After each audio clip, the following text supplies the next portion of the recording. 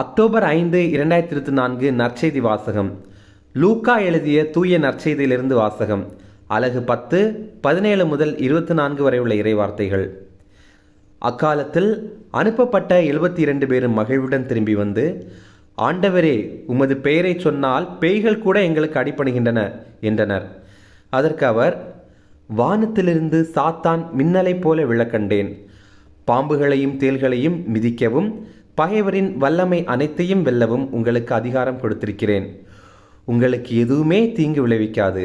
ஆயினும் தீய ஆவிகள் உங்களுக்கு அடிபணிகின்றன என்பது பற்றி மகிழ வேண்டாம். மாறாக உங்கள் பெயர்கள் விண்ணகத்தில் எழுதப்பட்டிருக்கின்றன என்பது பற்றியே மகிழுங்கள் என்றார்.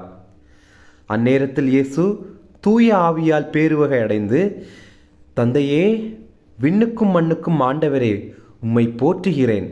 ஏனெனில் ஞானிகளுக்கும் அறிஞர்களுக்கும் இவற்றை மறைத்து குழந்தைகளுக்கு வெளிப்படுத்தினீர். ஆம் தந்தையே, இதுவே உமது திருவுள்ளம் என்றார். என் தந்தை எல்லாவற்றையும் என்னிடத்தில் ஒப்படைத்திருக்கிறார். தந்தையை தவிர வேறு எவரும் மகனை அறியார். தந்தை யார் என்று மகனுக்கு தெரியும். மகன் யாருக்கு வெளிப்படுத்த விரும்புகிறாரோ அவருக்கும் தெரியும்.